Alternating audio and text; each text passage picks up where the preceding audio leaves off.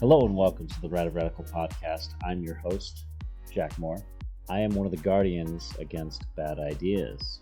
I am a center-right libertarian / conservative. I decided to put myself in the face, in the ears, more likely, of viewers and listeners to share my thoughts, ideas, and expression to help change minds, hearts, and move political narratives more to what I believe to be the right steps in the right direction for our society in general, across the world, and specifically and especially in American society, which appears to have been hijacked by ultra-left Marxists. You can't even call them liberals anymore. I mean, the absolute destruction of good ideas from the left it's immense, and it needs to be stopped at all costs. And that's the whole reason for this podcast, and that's why I feel like I need to be more vocal, and we all really need to be more vocal in identifying these issues that, if we really dug in a little bit, if we got beyond the virtue signaling and the slogans and the branding, we would really see what's going on.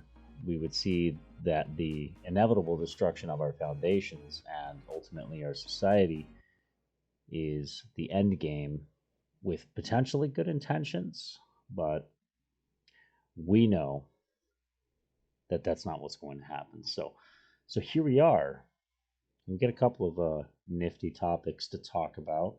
This is our first running podcast, so we allow the left to create a lot of energy and ride a lot of energy by being silent and by not being vocal. And I think, number one, that needs to change. That needs to change in a big way, and it is changing. I'm seeing it all over the place. I'm seeing that conservative and libertarian voices are being more brazen, more bold, more brash. And you've got the bullies on the left that will continue to attempt to bludgeon any ideas, stifle any free speech. They own large portions of the corporate establishment media. They control large portions of big tech, and they control large portions of the avenues of information, especially in academia and science. And, it's an uphill battle. That's for sure. But there are enough people, I think, intelligent people, well-written, well-spoke people that are willing to come to the battle and duke it out in the arena of ideas. And I think that's increasingly important. So to anyone who is considering doing something like this, just do it. It's going to be tough. I imagine this is going to be tough. There's going to be a lot of post edits. There's going to be a lot of mistakes. There's going to be a lot of times where I have no clue what I'm doing, but I'm going to get through it because this message has to be heard. It has to be done for good reason. Like I said, I am one of the guardians against bad ideas. And I really do truly believe that conservatives and, in some ways, libertarians are the guardians against bad ideas. There is a progressive, automatic energy that's given to novel ideas, to new ideas. People tend to glom onto these new ideas, these trends and these fads, and the left has done an amazing and effective job of persuading people to jump onto these new bandwagons to pursue and push their agendas in a very effective and very persuasive manner. They tend to get a bit of a free ride for this because they're able and capable to hop the trends and to set the branding and framing so well, especially with all of the power they've consumed and controlled or centralized in terms of establishment media and academia and all these other forces, where they've really grown their support and their base and their organization. They've been able to utilize these trends and these fads to really push a narrative far beyond where it would go, met with critical thinking and logic. And I mean real critical thinking. I don't mean critical justice theory or critical social justice or critical race theory or anything like that, which we will get into in a little bit here, because I think that's one of the most damaging and dangerous things, divisive things that we could be doing to our nation. But it's got massive support from the progressive activist left. So one thing that the left is very effective in doing is silencing opposition through a variety of bully tactics. Not only are they extremely effective in persuasion using, bumper sticker type slogans and trends and bandwagon, the fashion of the day is to be a leftist, is to be a liberal, and the further left, the more praise and glory you can attain in terms of populist type ideas, which is, by the way, why Trump was a huge problem for the left, because in terms of populism, he took the cake. He was extraordinarily persuasive in those effects, and I think that's a benefit to the conservative movement and to the libertarian movement, because he taught us how to behave in terms of interchanging energy, not apologizing, not allowing your enemy to take control over the narrative, and really changing and pursuing an alternate narrative that suits the needs of the discussion and the overall benefit. Trump served at a position of, by all means necessary, and the left serves at the same position, and that's why he scared them so much. They were made essentially impotent by his massive energy, his ability to convey ideas directly to people. I'll admit it's hard to find in the right. We tend to think in logical ways. We tend to produce content and ideas in logical fashions that sometimes don't have the same popular narrative, branding narrative that Trump was so utterly effective at. And so if anybody can take lessons from anybody on persuasion, it's absolutely Trump. And I strongly recommend, if you want to know more about that and learn more about that, you should do some research by purchasing some of Scott Adams' information. Scott Adams does an excellent job of pursuing those persuasive ideas, identifying propaganda, and effective use of persuasion. Effective hypnotism. Actually, he's a trained hypnotist. What we really want to be able to do, and what we really should be doing, is vocalizing, not allowing the left to suck all of the energy out of a room, or suck all of the energy out of a conversation by utilizing their bully tactics. Some of the bully tactics are to create a new trend, a novel idea, a radical idea, which has mass appeal because it's so radical. And that's a very interesting thing, a very, very key thing, very similar to Trump's tactics in persuasion, is to emphasize exaggerated ideas, utilize persuasive arguments that really entice people, and they stick despite any of the meat of the topic. The main points stick. It even can be a little bit distracting, because somebody can talk about the Green New Deal and talk about how really pedantic and childish that was. And it was ridiculously pedantic and childish. I've had people tell me that they believe it was akin to a 7th grade C- paper in terms of what a bill should look like. But nevertheless, Alexandria Ocasio-Cortez put forth the Green New Deal, and it received all of this attention and energy, and all of that attention and energy despite its massive failing. And in fact, because in part of its massive failing, it reached a wider audience, and some of the pervasive and permeating ideas underneath or within the bill stuck. Some of the past the sale thinking, like we're already well beyond. We've only got 12 years to live on this planet. Anybody with half a brain, any reasonable person can understand that that's false and ridiculous, but the idea still permeates because the popularity or the virality of the idea spreads so quickly and so virulently that it's unable to be stopped. And that's, one of the ways that both Trump effectively utilizes persuasion, as well as people like AOC. AOC is very similar to Trump in that way. And, you create these radical ideas, these novel ideas, these exceptionally crazy ideas that just, on the face of it, when you first hear it, you're like, that's insane, that doesn't make sense. But for some reason, it sticks in the back of your brain. And as time goes on and you hear a little bit more about it, it starts to starts to sink in, and it becomes a little bit of like a virus that it won't go away. So that's what the left is really effective at. And the right, I'm going to be honest, we need to get better at that. We need to get better at that at all levels. We need to be able to communicate effectively. We need to be able to brand effectively. And we need to be able to share our ideas effectively, not just on a data. We've got the empirical evidence. We've got the data to back us. We've always had that. That doesn't play well in big audiences. It doesn't play well in populism. And we know it. We need to make some changes. We need to make some adjustments, because in some ways we lose that battle almost constantly. It's a real credit to our team, I guess you would say, folks on the right, because with all of those failings, we still collectively take a large portion of the intellectual community. We still have, and I would even argue, the activist progressives are only about 8% of the population. They're the loudest percentage of the population by far, but they're only about 8% of the population. Given that, you need to understand that the vast majority is actually a little more center-right, and you are not alone. But you've been made to feel alone. You've been made by persuasive techniques and bully tactics. That cudgel they want to swing over your head every time you say the wrong thing, utilizing political correctness, utilizing their now critical race theory to bludgeon you with bad ideas. There are more of you than them. And I'll say that once again, there are more of you than them. We do have the majority. The center-right, the right, and even the moderate classical liberals. There are more of us than them.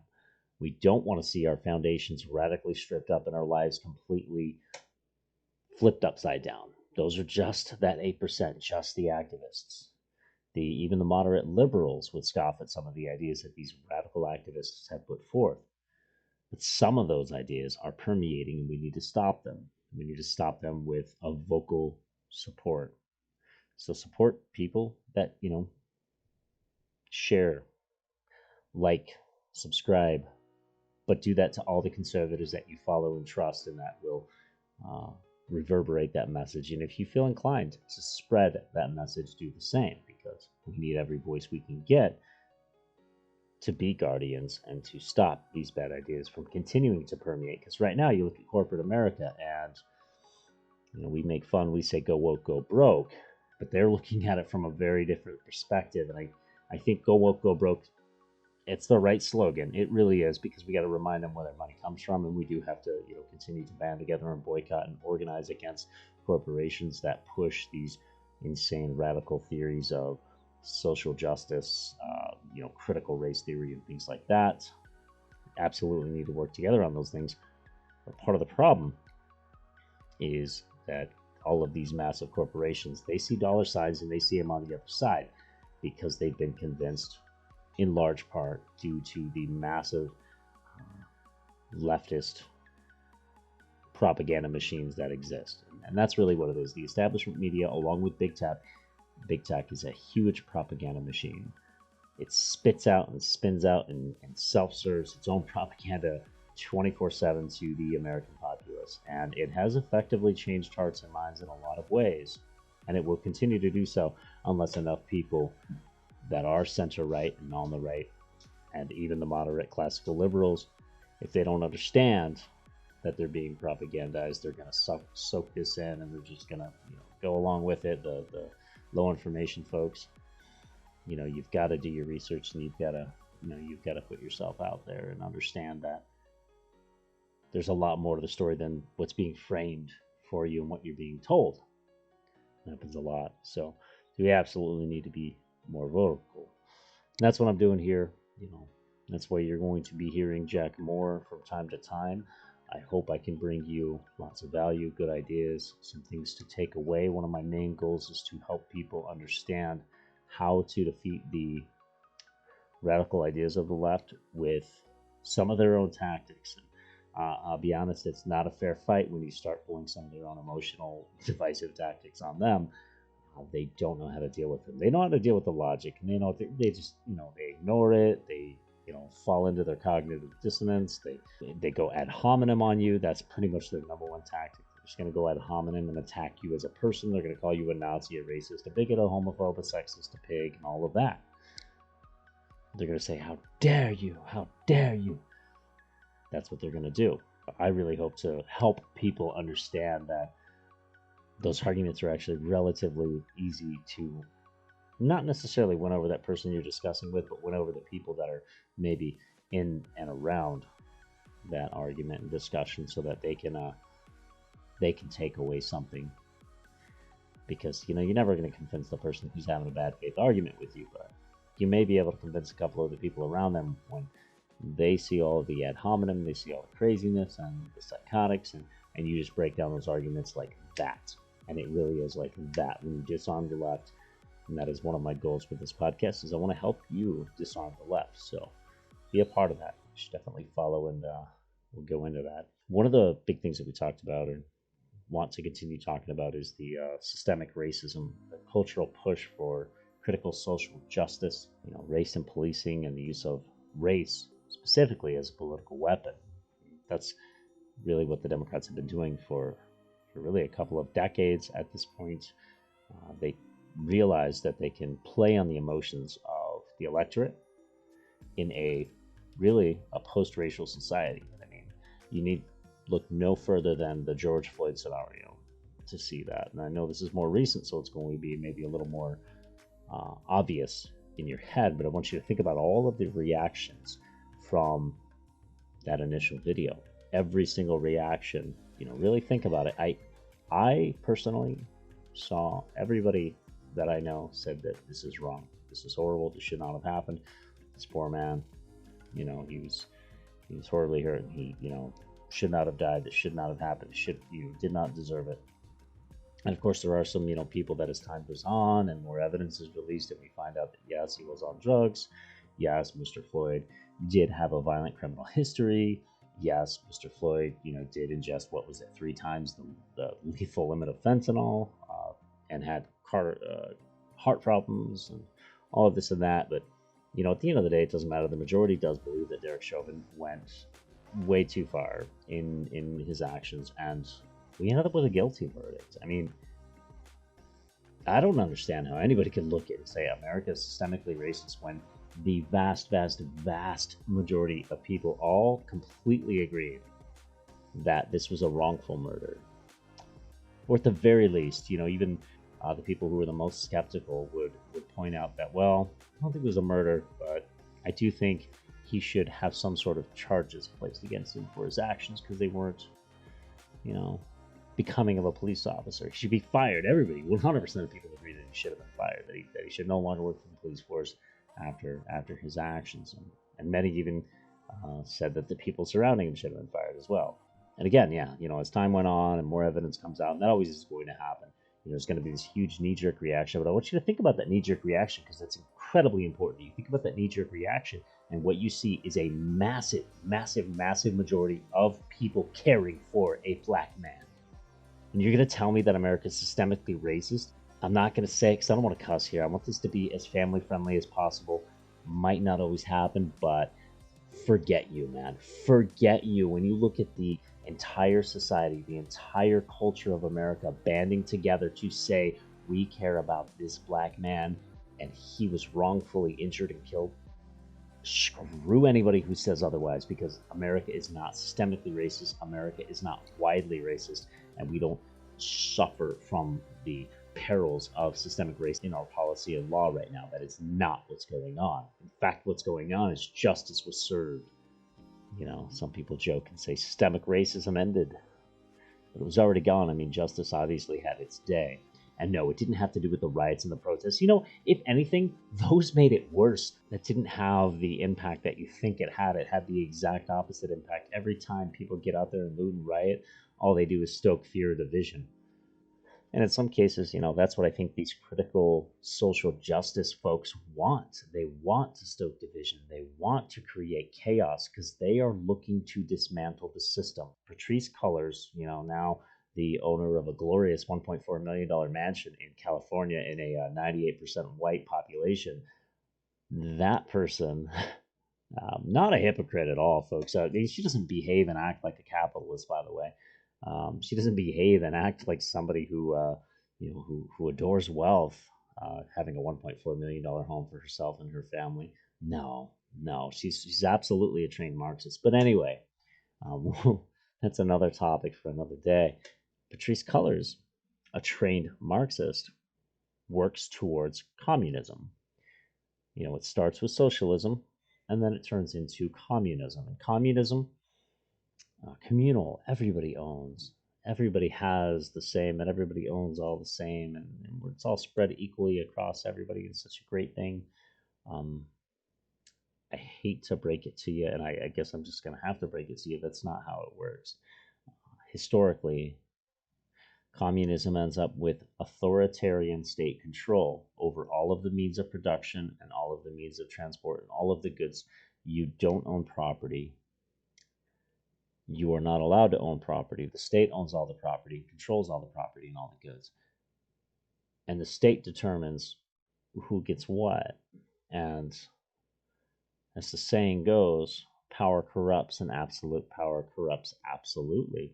So when the state has absolute power, and we've seen this time and time and time again, when the state, or when the people in power, the commune, so to speak, in power have that absolute power, they are absolutely corrupt. We know that to be the case. I also consider communism as a coercive or forceful exchange of goods to be rape, akin to rape. It requires consent. It requires two consenting adults to agree to a trade, either between labor, money, and time, or between resources and other goods, or just in general trade. And that's how all economies throughout time have worked in the most efficient and effective way to have an economy work and continue to consistently grow and provide more and more good and abundance for everybody within that economy is capitalism. Capitalism just works. If you're fighting capitalism, you're fighting a foundation, you're fighting a system that works. What is wrong with your brain? And it's so funny to see, people get on their phones and they tweet, they get on their iPhones, built by capitalism, on the internet, built by capitalism, in their homes, built by capitalism, with food and water, running water, built by capitalism. They have all of these wonderful, beautiful things, and they say, tear down capitalism on their phones. It's amazing. But I guess when you live in it, when you're the fish in a tiny little bowl, you don't know how big the world outside is, and you don't know what the table looks like underneath you. You don't know what would happen if one of those legs were to fall. Your little fishbowl would fall over and break and crash, and glass would go everywhere, and guess what? You'd be out of the water and sucking up air as a fish. Another really great analogy I've heard is the skyscraper model. You think about our society as built on a skyscraper, and I gotta give, I don't remember his name, it's this kid on TikTok that came up with this, and I think it was just one of the most brilliant ways to emphasize the importance of our founding culture and values.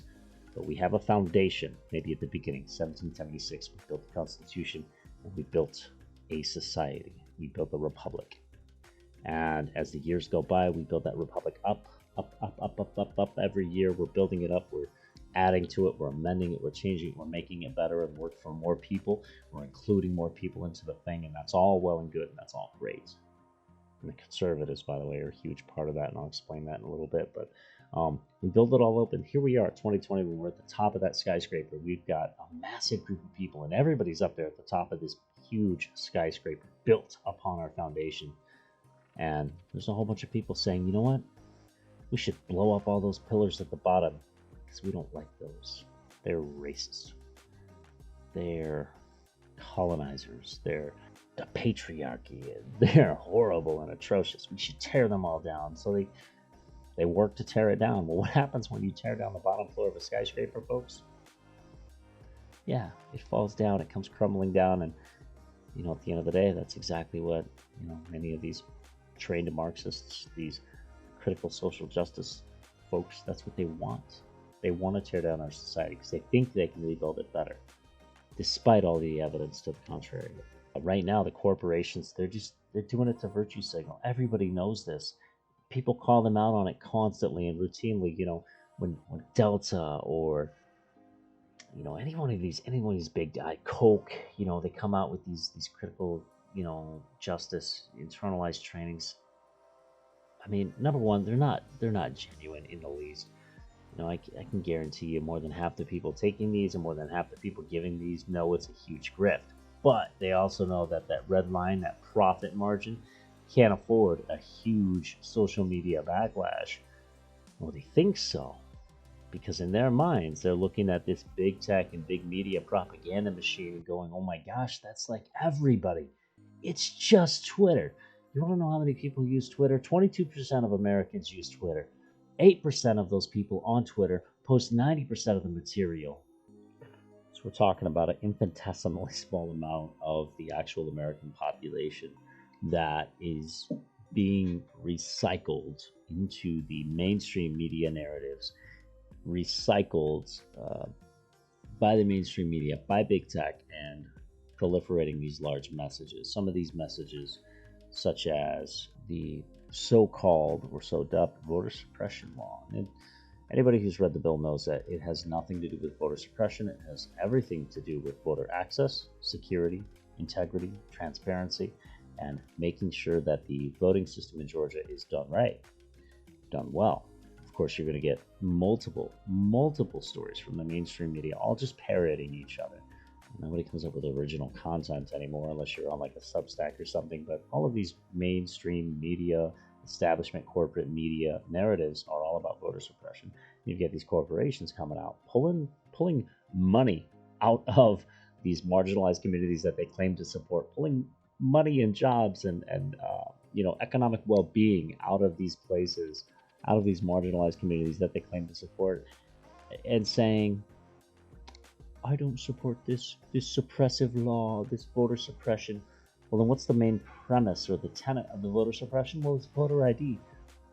And why, again, my friends, would voter ID be considered racist? Well, voter ID is only considered racist if you are a racist. Do you believe that black folks do not have the ability to get ID because they're too stupid, or they don't have access, or they're too poor, or they're too, incapable of getting to a DMV or something like that? I mean, you're just a ridiculous human being. You really need to, as far as white privilege goes, maybe they're onto something with the white liberals, with the white leftists, because these leftists think that they have so much privilege that they are the only ones that have ID in this country, and that black people just couldn't have ID. It just goes to show they don't know any black people. They really don't. Or if they do, they're just believing these lies that are discredited. They think there's like these wide sects of the black population that is incapable. They think we're just completely incapable, and that's the soft bigotry of low expectations, or one of my good friends calls it the hard bigotry of no expectations. And we get into that with some of the other social justice nonsense, which starts to make saints out of really criminals. I mean, George Floyd, bless the man, he should not have died. He did not deserve to die that day. But George Floyd was no saint. He was a criminal. Had every right to live and do his thing, but he was also in the middle of a criminal act. He was passing fake bills. He had illicit drugs. He resisted arrest. But not only that, he had a criminal record where he had put a gun to the stomach of a pregnant woman to rob her, along with a couple other men, and served time for that. And for people to glorify him as some sort of saint so that they can, work on something, the George Floyd Policing Act. I believe there could be common sense, policing reforms and, things that ensure the safety of everybody. I'm an egalitarian at the end of the day. I don't believe in race. I think there's one human race. I believe there is one human race. There's no anthropological evidence to suggest otherwise. And I think any statement to the contrary is actually inherently racist. Race is, has only been identified colloquially. We've always had our tribes. We've always had our, divisions between states and nationalities and tribes and, ethnicities and things of that nature based on our own culture and, basic proximity to the people that we know and love and care about. And there's nothing wrong with that. But race based solely upon your immutable characteristics, your skin color, and things of that nature, that has only existed for a short period of time across mankind, and that's only existed as literally a social construct. I know the left likes to call all kinds of things social constructs that aren't. Race is an actual social construct, and for somebody to see and label everybody by their race, express everybody's behavioral dependencies, it's like you have to, in order to think alongside this critical race theory garbage, you have to believe that all black people experience the same life. They're all downtrodden, poor, had a bad upbringing, didn't have a father, had no money. That is, it could be true for some, but it's not true for all, and it's certainly not even important to concern yourselves with basing somebody's entire life and your actions. Therefore, and that's what critical race theory wants you to do. It wants you to base your actions on somebody else's immutable characteristics that they have absolutely no control over and not look at the individual. And that's a huge, huge, huge, huge problem for me. I think we need to be able to look at everybody individually and determine where they have merit, where they have strengths, and we should build upon those strengths, where they might have weaknesses based on their own individual experiences, not based on a litmus test of stereotypes.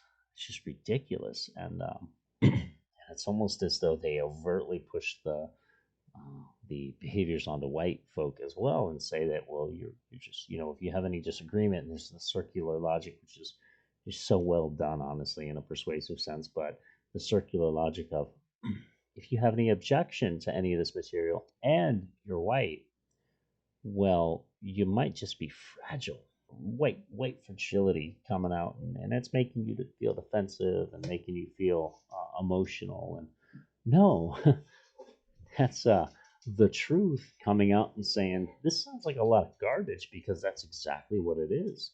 Maybe I don't judge people based on their skin color, because the society that I grew up in had wonderful people like Martin Luther King, who said he had a dream that one day people would be judged not by the color of their skin, but by the content of their character. And if that doesn't resonate with you today, if you think people should first and only in some cases be judged by the color of their skin, well, then you are exactly the enemy that Martin Luther King was fighting, and you act in the exact same sense as the KKK and the white supremacists. And it does make you wonder about the left. It makes you wonder about their intentions. I like to think that most people on the left are just uninformed. Most people on the left that aren't, the top leads of it, I guess, just don't understand, and they act according to the propaganda that they hear. So anyway, I hope you enjoyed this. Definitely going to dig into some more specific topics, but tonight I wanted to put together sort of an overview of how I felt and why I am going to be doing this podcast and why I'm going to be sharing my thoughts and opinions and views with you. And I think you should all do the same. I think you should, join up, sign up, subscribe, come back to the website frequently. That's where we're going to post most of the content, new articles and everything for you. And we hope to see you and work with you and build a relationship so that we can continue to grow and organize and work together to ultimately defeat the left. So if you have one takeaway of an action item, which is something, by the way, the left is very, very good at, is giving the folks something they can do, is go ahead and subscribe today. Make sure you can gain access back to this content. That's something that you can do today. It's a small thing. I'm not asking for any money. I'm just asking for you to hear, and if you like it, hang out. We're going to talk some more. So this is Jack Moore. I am Jack's Invisible Soul signing out.